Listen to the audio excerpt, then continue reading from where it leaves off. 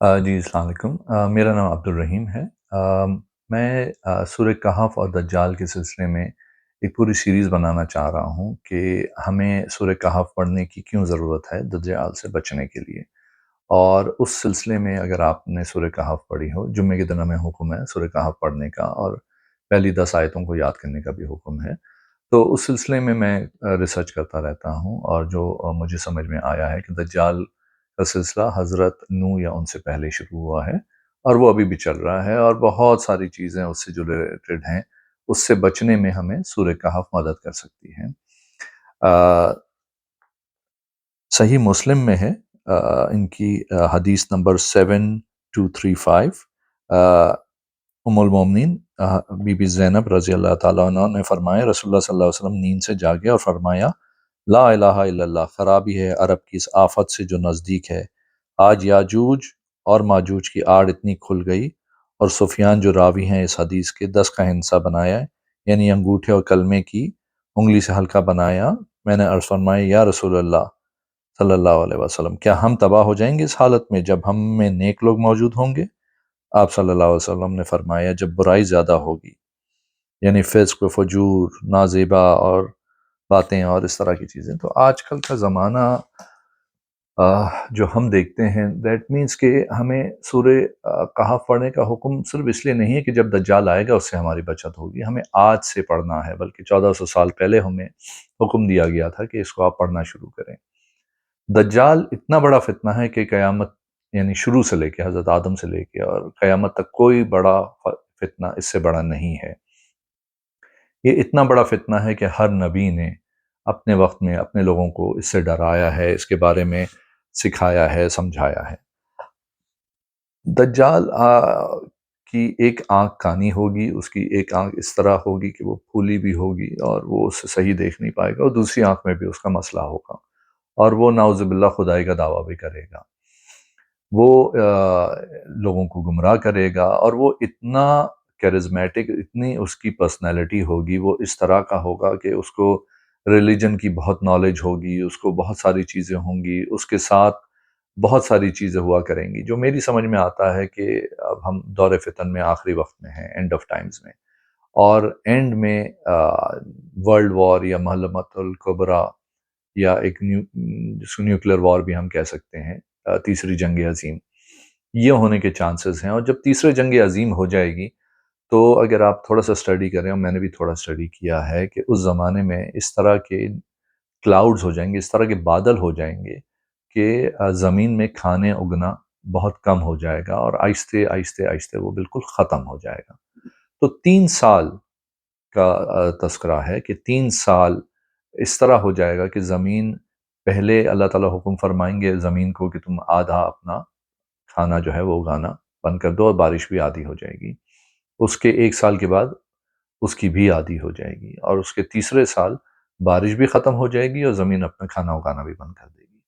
तो जब ये दज्जाल आएगा तो इसके पास इतना अल्लाह ताला ने ताकत दी होगी और ये नाउज़ुबिल्लाह अपने आप को खुदा कहने की कोशिश करेगा और यही रसूलुल्लाह सल्लल्लाहु अलैहि वसल्लम ने फरमाया है कि दज्जाल काना होगा, तुम्हारा रब काना नहीं है। तो दैट मीन्स के अल्लाह ताला को वो यानी वो अपने आप को रब दिखाने की कोशिश करेगा। तो जब ज़मीन बिल्कुल बंजर हो जाएगी, कहीं कुछ उगने का नहीं होगा, तो अल्लाह ताला उसको पावर ऐसा देंगे कि वो आसमान से कहेगा, बादलों से कहेगा तो बारिश बरसना शुरू हो जाएगी।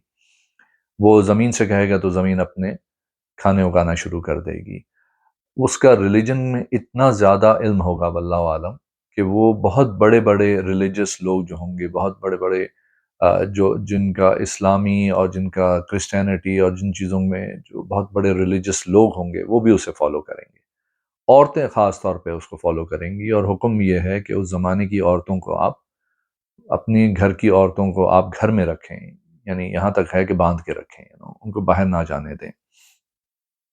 कोई ज़मीन नहीं उगाएगी और वो अपने आप को पहले तो मसीहा कहेगा। वो हज़रत ईसा अलैहिस्सलाम की कॉपी करने की कोशिश करेगा या ये ज़ाहिर करेगा कि यहूदी जिस मसीहा का इंतज़ार कर रहे हैं, वो मैं ही हूँ।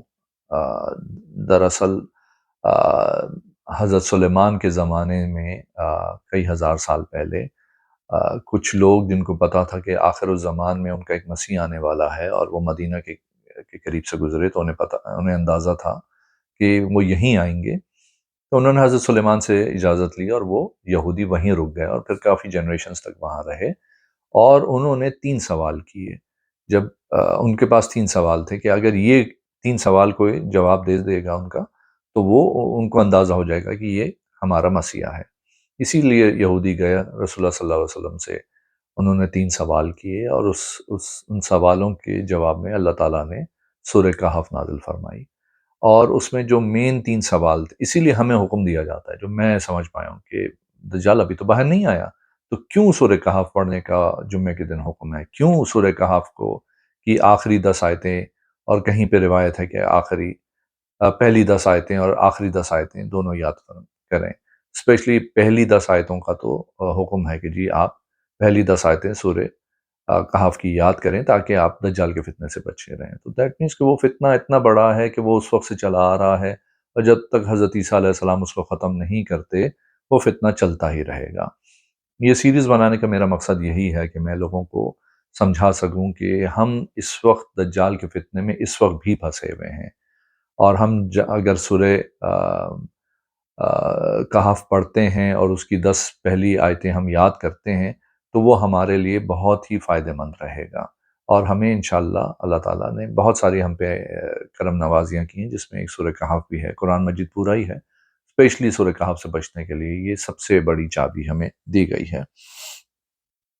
وہ اپنے آپ کو مسیحا، دجال اپنے آپ کو مسیحا دکھانے کی کوشش کرے گا۔ وہ بڑے بڑے جو عیسائی، جن کو ہم کرسچنز کہتے ہیں، ان کے فالوورز کو وہ بہت زیادہ اپنی طرف لے کر آ جائے گا، اور وہ اس کو بالکل ماننے لگیں گے۔ اس کی وجہ سے ان کو بڑی آسانیاں ہوں گی، بڑی فراوانی ہوگی، کیونکہ جنگ عظیم ہو چکی ہوگی اور لوگوں کے پاس کھانے کے لیے نہیں ہوگا، دوسری چیزیں نہیں ہوں گی، تو وہ اس کے پاس پاور ہوگا کہ وہ آسمان سے کہے گا تو وہ بارش برسنا شروع ہو جائے گی، اور زمین سے کہے گا تو اگنا شروع ہو جائیں گی۔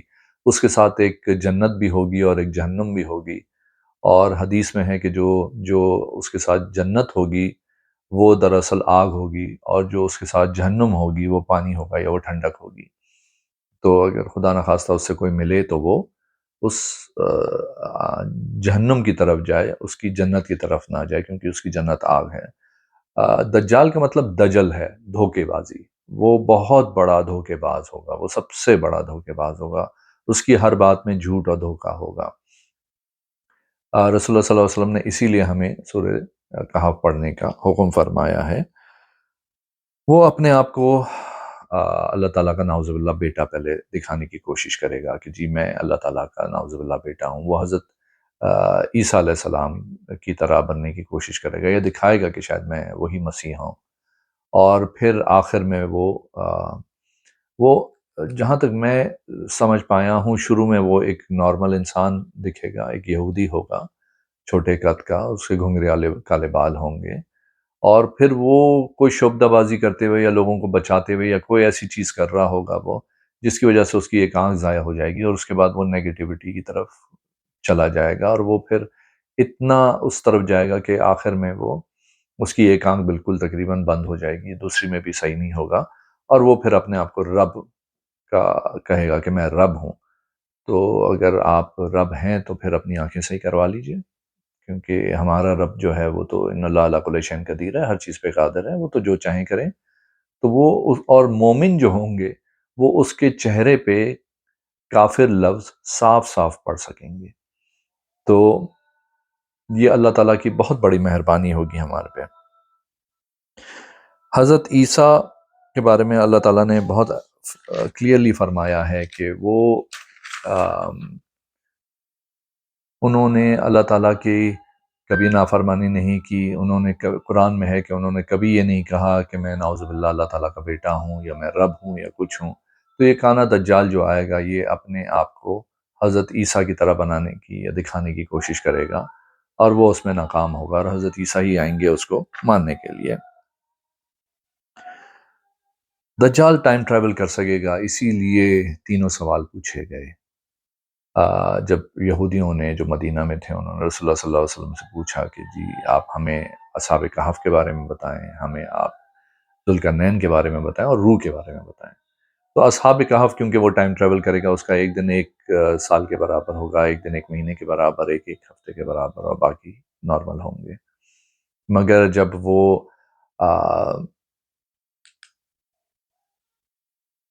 جب وہ کہے گا کہ جی میں تو جب وہ دجال کی فوج کو کھولے گا، کیونکہ وہ ذوالقرنین کا اسی لیے تذکرہ کرنا چاہتے تھے کہ ان کو پتا ہے کہ ہمارا مسیح جو ہے اس کا کنیکشن کہیں نہ کہیں ذوالقرنین سے ہے۔